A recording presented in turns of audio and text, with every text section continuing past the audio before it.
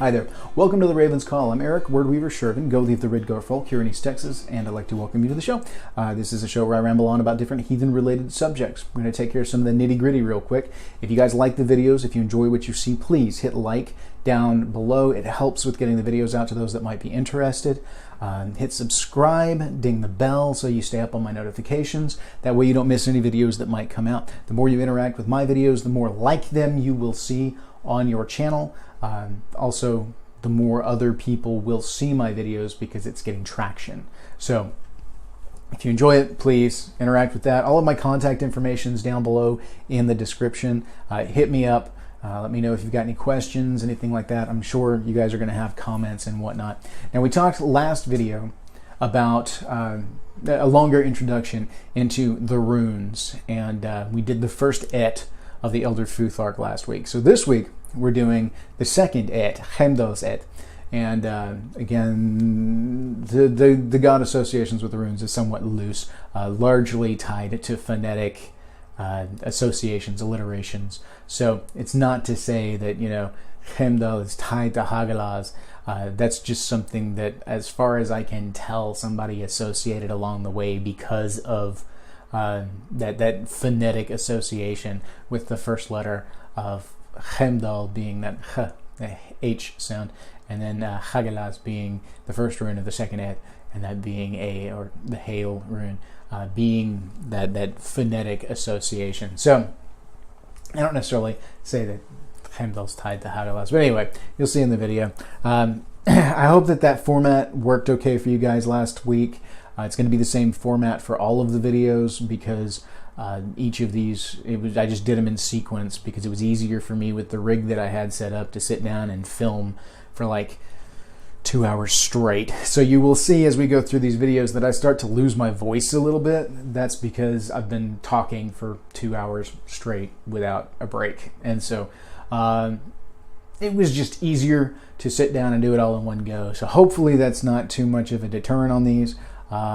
Let's go ahead and jump in. I want to keep this intro shorter so that you guys can get into the video. I'm sure I'm going to get some feedback from you guys. Hit me up on Facebook at Wordweaver Productions.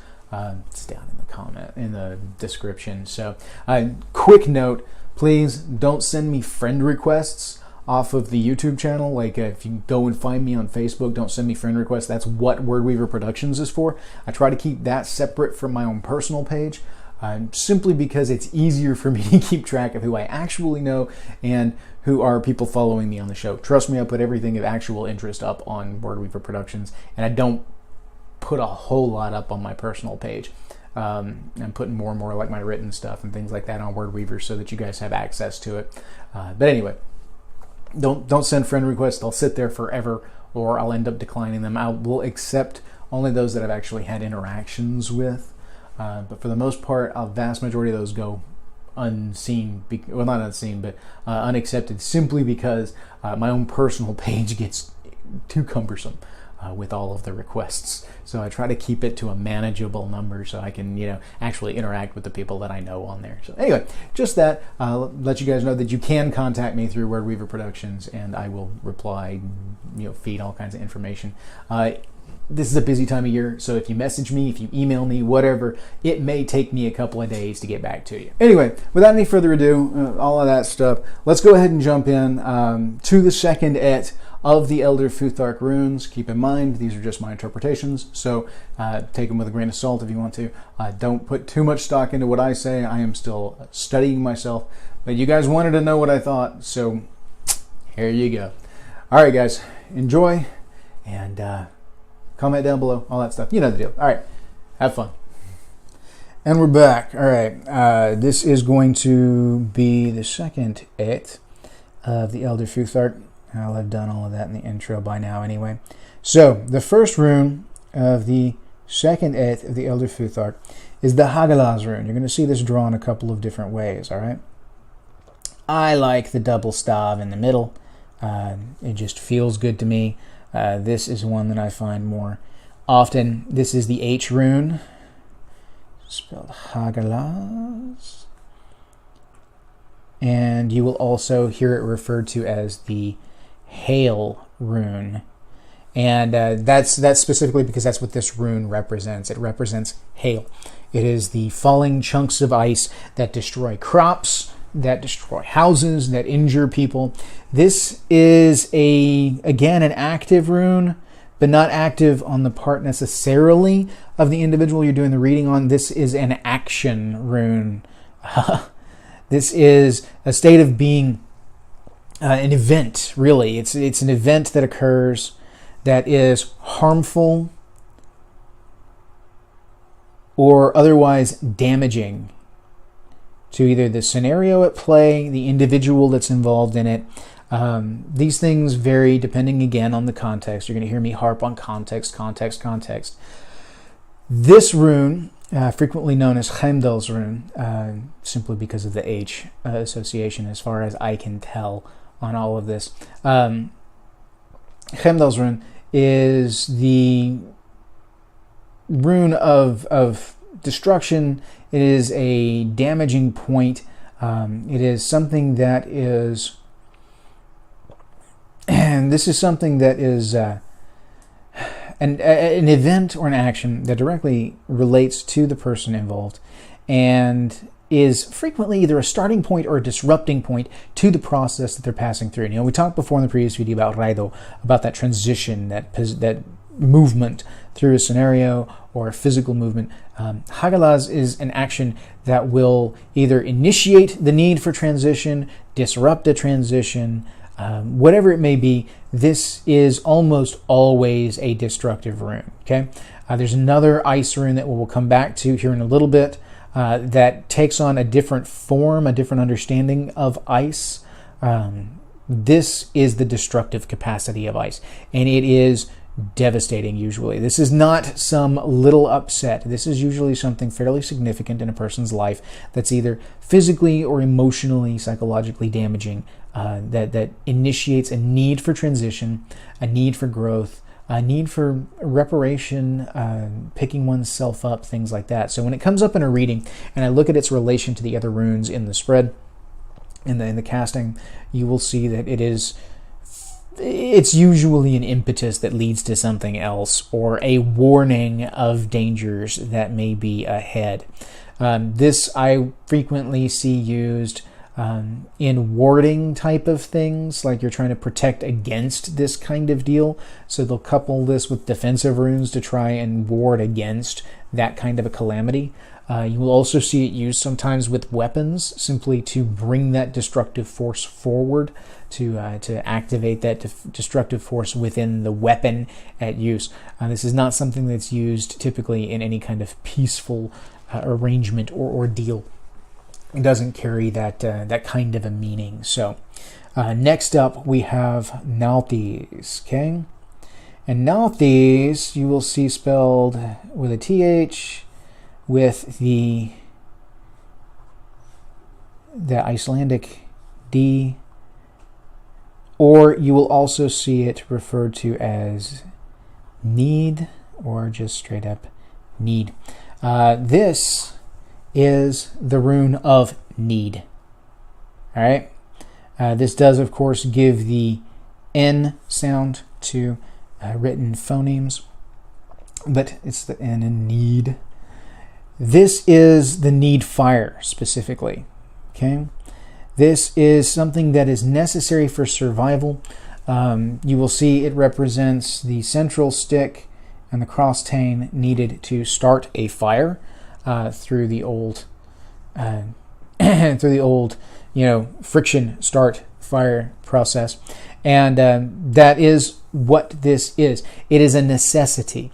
It is something that is either lacking, or that is to denote something this person needs. It's a point of significance because it is the need fire. It is needed for survival. It's not just a fire that's meant for destruction. It is not a fire that's meant for, just general, light a fire, talk around it kind of thing. No, this is the need fire. This is when you're freezing and you're starving, and the only thing that you have are two sticks, and you rub them together in desperation to light a fire so that you can survive. That is the essence of what's going on with Nauthiz. That is the need.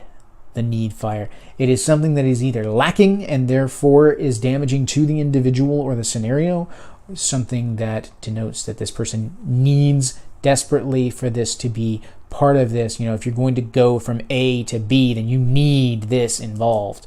And it will, in that essence, it will be tied to the context of whatever else is around it, forming a pocket of need.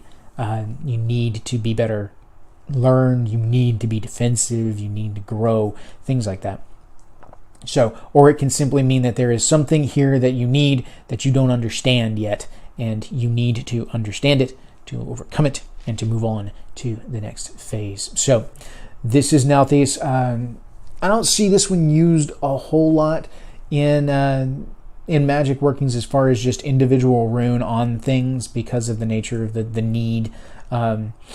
I will see it used frequently in combination with other runes to kind of protect against need, to provide what is needed, to see that a person has the bare essentials, that their luck holds, so that they are not without on something that is very important, that they desperately need in a scenario. So frequently I find it either in a bind rune or in some runic formula to bring those elements forth. So that's Nauthiz there. Okay, onwards to the next ice rune. This is Isa, also known as ice.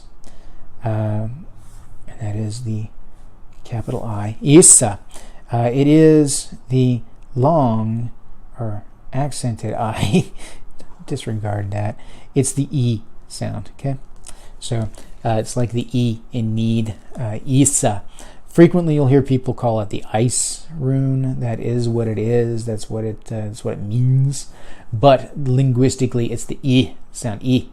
It's an accented I, and so Isa. That's what it has here. Now, Isa is the ice rune. Now, this is the rune of stagnation. This is a rune of entropy. This is a rune of stillness. This is the key point to Isa. Okay, stillness, because Isa takes active force, whereas Hagalaz is the destructive active force of of ice in general. Isa is the calm frozen lake. Isa is the stillness of ice, the frozen form, the solid, unmoving ice of the tundra, of a frozen lake, pond, whatever it may be. A good way to look at it is like the raging river when it is frozen over. A thing that was once in rapid movement, like Raido, constantly moving, forward action. Isa steals that action away and makes it stillness. Now, there is much to be learned from stillness in relation to the nature of the rune. It could be, in as far as a reading goes, it could indicate a stalling out, a stagnation. It could be that a person needs to overcome this stillness that they're at, this Isa, and progress through a Raido to obtain Avunyo, balance. You know, you are in a stagnant point. You need to go through a transition in order to reach this joyous balance on the other side. Sometimes your stillness here, stagnation, can be because of a Hagalaz, a damaging point here that leads to your stagnation. It could be any number of things that lead to it. But there's another interpretation on Isa too, because the essence here is stillness. It's not just entropy. It's not just the lack of this active force that it would take an active force to overcome. If you look at hunting, all right, the hunter that is most successful is the one that finds stillness in the forest.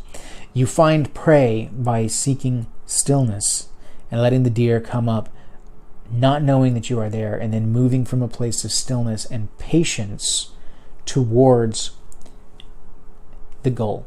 So this status right here, this Isa, this stillness, isn't always a bad thing. Sometimes it's what's needed. If you have a tumultuous event that is chaotic and destructive, you may need to go to stillness, to calm down, to find the inner peace, to stop for just a moment, to relax. And therein you will find the inspiration and the position to be able to move wisely towards the next point. Sometimes that stillness is the deep breath that you take before you take the shot. Sometimes it is that deep breath you take that keeps you from fighting. It is that deep breath, that moment of calm, that stillness, and just stopping. That's Isa. Isa you will see used on items to bring forth either a stillness or to, frequently I see it, to ward against this stagnation, this entropy. I like to use it in relation to this for charms, for calmness, for calming elements, to remind myself to operate from a point of stillness first and then through action to reach my goal. That if I am constantly moving, I may miss something important. And so that's my rune, to slow down, to calm down, to pay attention, to watch, and to be still like the ice. Again, sometimes that stillness is the very thing that is the problem. You're not doing something that you need to be doing. Action is better than inaction in those relationships. So at that point, it's a status that needs to be overcome to push towards whatever the desired goal is in the end. Okay, so that's kind of Isa as that goes. Moving on, we come to the next rune, which is Jera. Okay, now Jera is with the J sound. I never hear anybody try and pronounce this Jera or try to associate the actual J sound with this rune. It's the Y. If you ever listen to anybody with a Norwegian accent or anything like that, it's the ya, ya sure. It's that ya sound. So it's like the y in Jotun. It's in Northern Europe that J is pronounced as a Y. So that's what we're going with here. Okay, Jera is the year. Okay, it's cyclic returns. This is a rune of cause and effect. This is a rune of progression, of sequence. This is the rune of the harvest. This is the rune that indicates that if given time, all things will come full circle. It is not the wheel such as with Raido, which is the physical wagon wheel. This is the wheel like the wheel of the year. It is cyclic. It is always coming back. It's the turning of the earth. It's the turning of the seasons. Jera, I see, is very tightly drawn to the land, very tightly drawn to the seasons of the land. And that is, in relation of reading, tends to be all things will come back around. It is one of those things where through cyclic repetition, things will kind of come back to a point of where they started. So this is also the harvest. So hard work put into a goal will yield rewards. And that is an essence of Jera that can sometimes be lost in the whole year aspect. It is also the harvest. It's the planting. You plant, you tend, raise, and harvest.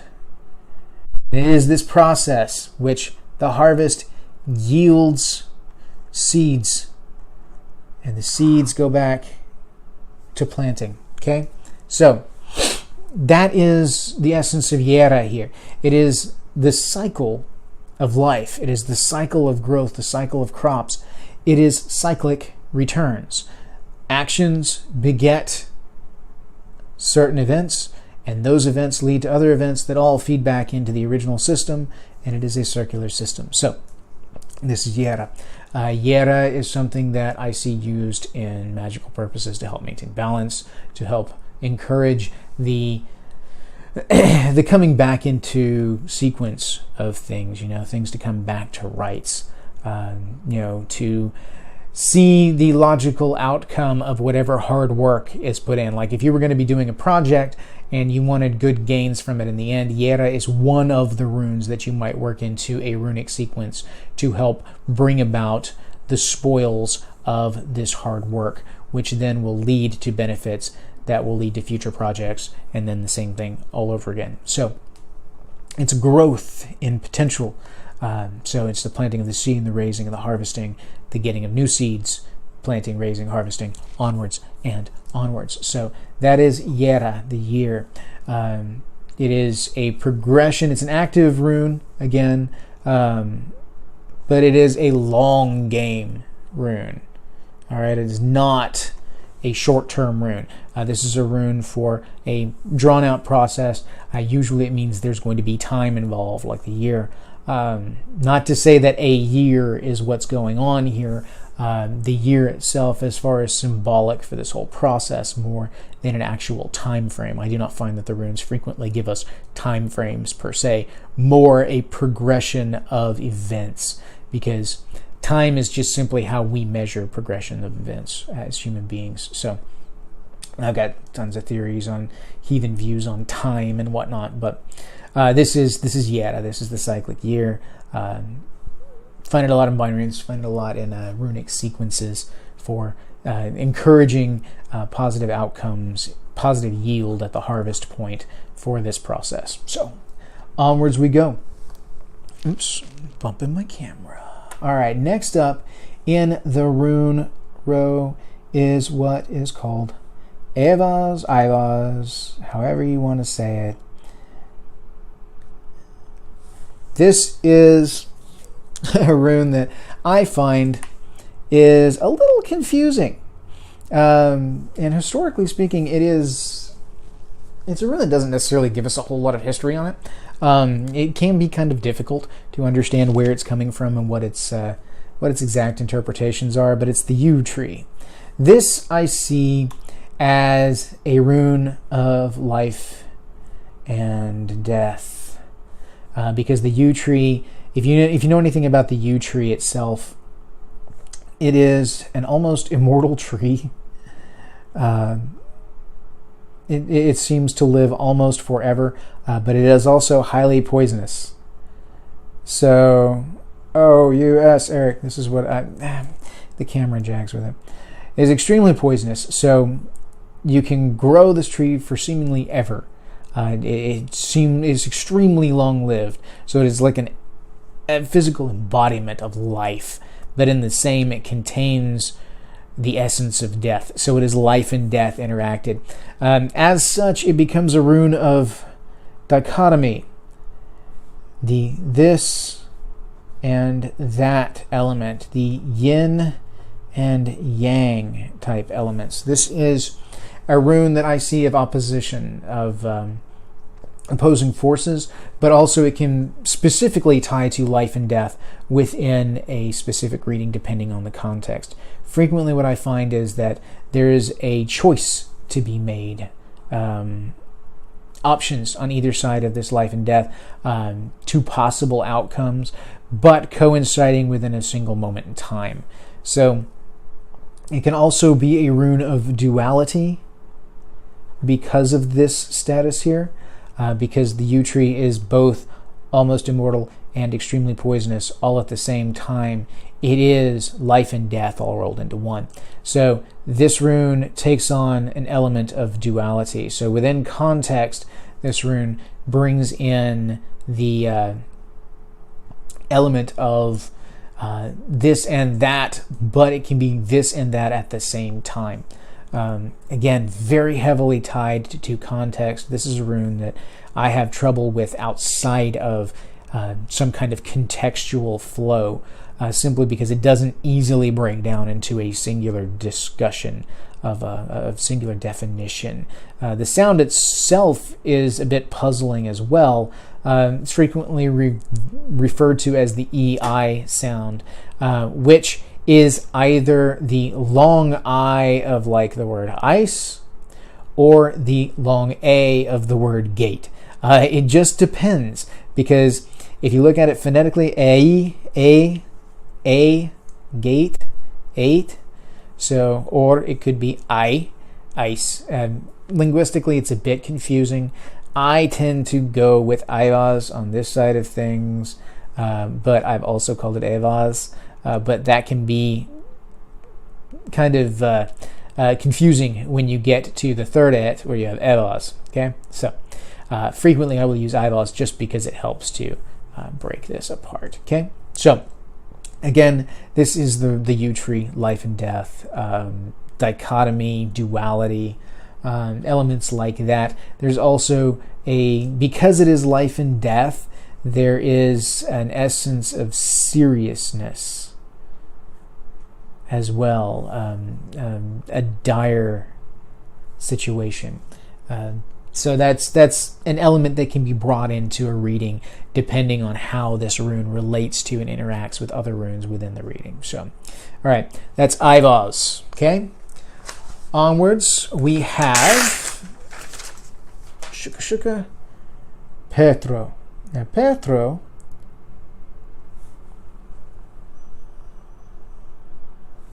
or Peorth, as I have seen it done.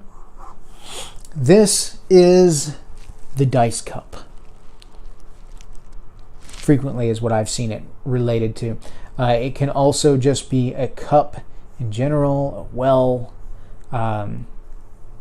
The sound it makes, of course, is the P sound. P, as in Perthro or Peorth. This is a very interesting rune. All right, this is a rune that represents the unseen, or luck. This is deep wisdoms, can be the hidden. This again is a very, very contextual rune. It depends on what's going on around it, which is why it's kind of difficult to grasp in and of itself, by itself. The second Aett very largely includes runes that are tied to context heavily. Perthro, the gist is that with the cup, which this is a cup turned on its side, as you can see the opening here, wider mouth, and then a basin herein.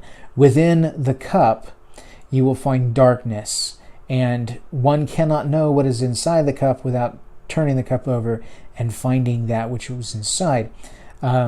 So this is the unseen, the hidden. So this rune doesn't just necessarily represent the unseen, but bringing the unseen to light. All right, this is like tumping out what's in the cup so that you can see the contents thereof. You won't know what's in that depth until you uncover it. It's uncovering deep wisdom. It is pulling luck from the well of weird, again with that well aspect. It's a progress. It's a progression. It's the uncovering of something. It's not just the hidden. Now, it can represent that something is hidden within a rune reading, but usually when it points out that something is hidden, it either means that this will be revealed at some point in time, or that this needs to be revealed. Like if you were to combine Nauthiz and Perthro within a reading, what you would have is a need to uncover the hidden. So that's a simple way for that to interact there. Again, context, okay? So similarly, if you had Perthro lead to Hagalaz rune, you would have hidden wisdoms that lead to inspiration. The uncovering of this leads to an explosion of thought and process. So again, it's all about context. It depends on how it plays off of other runes and where it falls into the sequence. But that's Perthro. And I love this rune because it is, the Perthro is what I'm always seeking. It is what, I seek those hidden truths, I seek the hidden knowledge, and I seek to uncover it and to learn it, delve into the dark places and see what one can find. So that's Perthro. Now, onwards, we're going to come to the next rune in sequence, which is Algiz, depending on pronunciation, also known as the elk rune. Just depends on your pronunciation, the Aett you're using, etc., etc., etc. This you will note as the inverted peace symbol. That's the peace symbol was, of course, that with a circle around it. That's just the Algiz rune upside down. This is the elk's antlers, okay? Now, I will frequently see this just saying that, Algiz is the elk. No, Algiz is the antler of the elk, the tines, the spreading. This particular rune, as far as a phonetic goes, actually represents that ending Z sound, Algiz. So frequently when I'm using it to write, I'll use it for that kind of Z sound, depending on what I've got going on.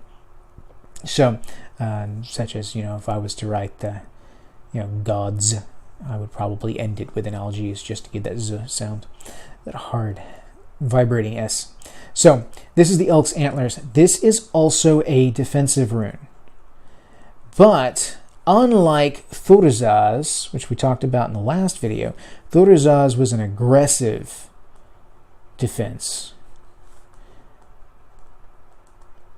Algiz is still active, but it is a defensive defense, if that makes any sense, all right? This is... Back to this. All right. Even though it can be used as a weapon, it is spread out, and the tines are laid out in such a way as to prevent access to the head. It is... it's not meant to, like, if you reach down and grab a rose, the thorn is going to stab you and you're going to bleed. So that's the aggressive defense of Thurizaz. The defensive defense of Algiz is a warding. It is used to hold things off. It can be used aggressively and offensively if need be, but it is most effective as a warding element to prevent things from coming any further. So we can push that defense and turn it into aggression. But again, it's like the handguard on a sword that can be used to punch someone in the face, absolutely. But it also is a very defensive rune. It's said that Freyr, or Frey, as many of you know him, in Old Norse, the EY makes an ui sound like in buoy. So, forget about all that. But Frey, when he went into the final battle in Ragnarok, after having lost his sword that he gave away when he took his wife, he took an elk's antler into battle as his weapon to fight Surd. And so if you think about that process, while yes, he can jab with the antler, it is more of a defensive type of weapon that's used to catch the sword and flip it out of the way and things like that. It's not super effective as an offense, but very, very effective as a defense. Now, within magical workings, I see this used as a warding, as a protection type of rune. I see it placed on things that you wish to defend or something that you wish to serve the purpose of defending something else. That's very much what I see as far as Algiz goes. A lot of times you'll see it worked into bind runes to add that defensive element. It's more of a warding than Thurizaz is. Thurizaz is like a military defense. This is more of a castle defense. It's like Thurizaz may be the soldiers in front of the castle, but Algiz is the castle walls themselves to ward off whatever might be coming in. So it creates a wall with the aggressive force on the outside. So it's a kind of a second line of defense type of thing. So I see that used a lot of times in that defensive warding away of aggressive negative elements. All right. And now for the last one we'll go ahead and shook a page. The last one of the second Aett of the Elder Futhark is Sowilo. Sowilo, that's a W if you can't tell. Also known as Sigel. It's got a number of different names. This is the sun rune. Makes the S sound. And simply speaking, Sowilo is victory.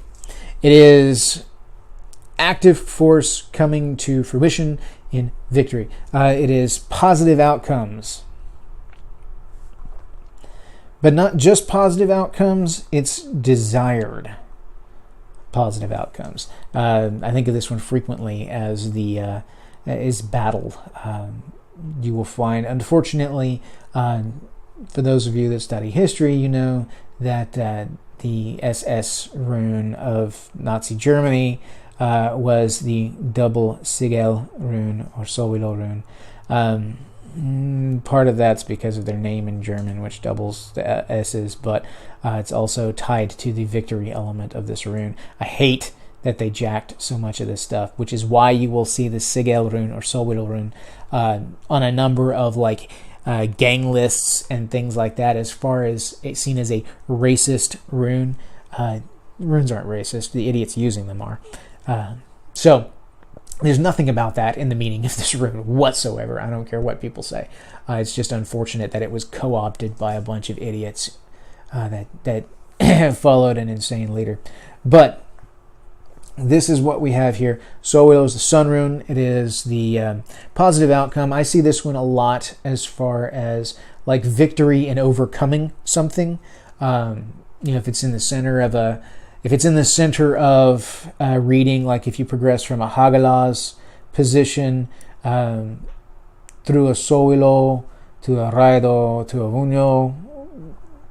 I've already done Raido to a Vunyo. Getting ahead of myself. Hagalaz to Sowilo to Raido to Vunyo. What you have is an instigating event, negative, catastrophic event. Overcoming that, victory over it, progression to a joyful outcome, balanced outcome. And there's more that can be worked into it, but that's just kind of a quick example. So that's Sowilo. It's a pretty basic rune to explain because it's essentially victory. It's positive outcomes, positive desired outcomes. I see it used in weapons a lot because of the whole victory and battle element. I see it used on trinkets, on things that you want to give people for good luck to have positive outcomes.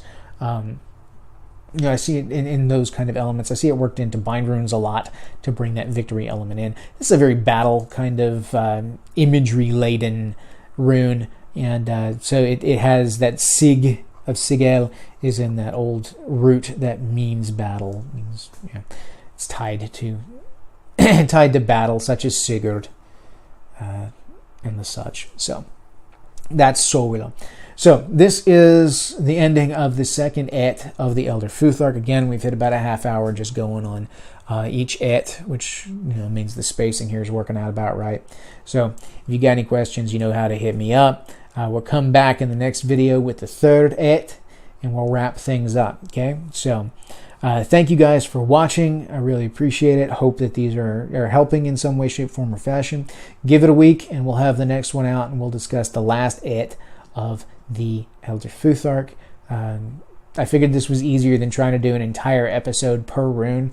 We can come back to runes later on with insights on interpretations, how they work into the world, etc., etc., etc. But I need to lay groundwork first as far as how I understand the runes. And keep in mind, this is just how I see them. It's not how everybody sees them. It's not the interpretations that everybody uses. And there are deeper meanings than what I can portray here in a short layout kind of thing. Okay. There's little nuances, and again, so much is based on context.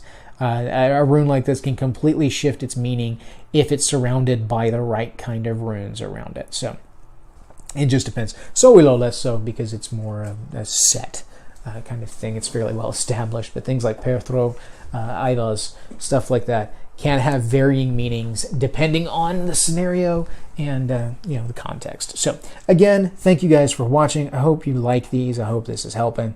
We're going to move on to the third Aett next week. So thank you guys. Hail. May the gods bless you, and may your ancestors smile on you.